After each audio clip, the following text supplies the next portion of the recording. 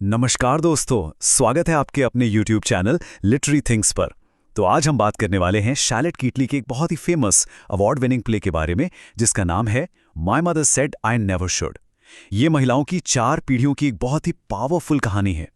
इस प्ले को अच्छे से समझने के लिए हम मदद लेंगे GCSE स्टूडेंट गाइड की, जो हमें इस काफी दिलचस्प टेक्स्ट की परतों को खोलने में मदद करेगी। तो सवाल ये उठता है कि 4 औरतें, 4 पीढ़ियां और 80 सालों से चले आ रहे राज, इनकी कहानी आखिर कहीं कैसे जाए।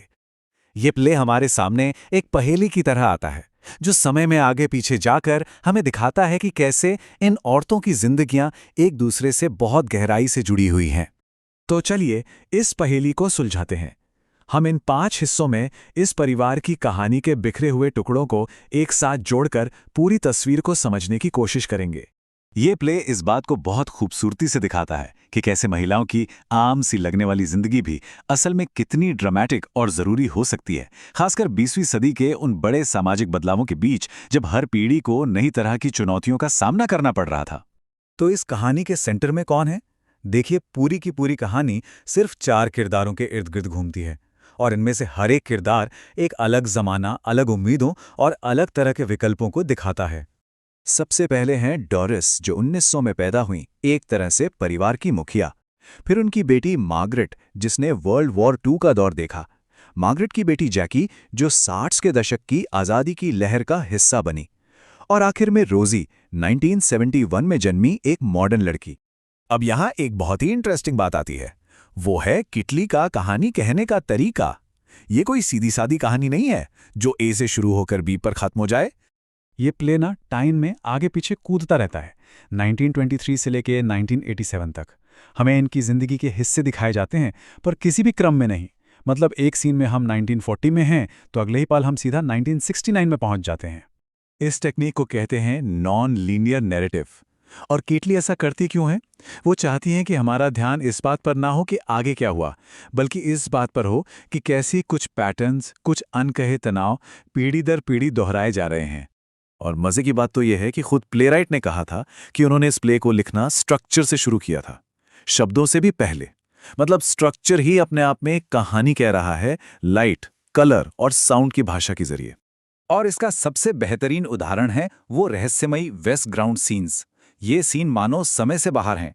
ये प्ले के सबकॉन्शियस की तरह हैं, जहां ये चारों औरतें छोटी बच्चियों के रूप में मिलती हैं और खेल खेल में अपने वो डर और इच्छाएं जाहिर करती हैं जो वे असल जिंदगी में कभी नहीं कर पाती। तो सवाल ये है कि इस नॉन लीनियर स्ट्रक्चर के बीच में कहानी का दिल क्या है?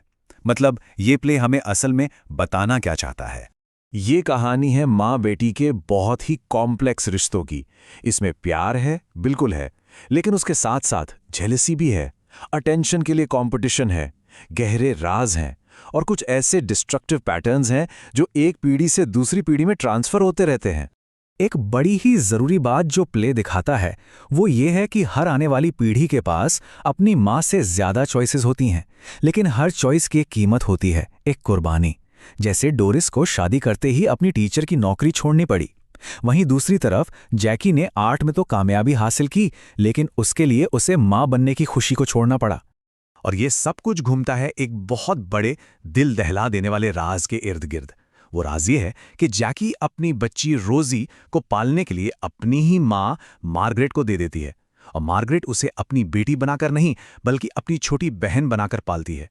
सोचिए, एक ऐसा सच जो हर रिश्ते पर अपनी परछाई डालता है। औरतों की जिंदगी को इतनी गहराई और ईमानदारी से दिखाने की वजह से ही ये प्ले थिएटर की हिस्ट्री में एक मील का पत्थर बन गया।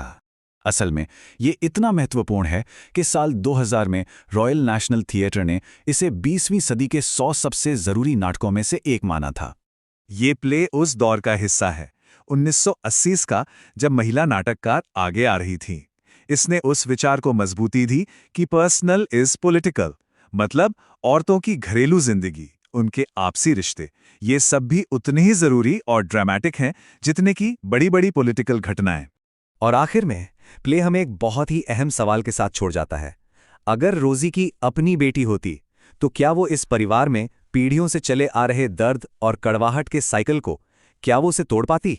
ऐसे ही इंग्लिश लिटरेचर के और वीडियोस के लिए बने रहिए हमारे साथ। धन्यवाद।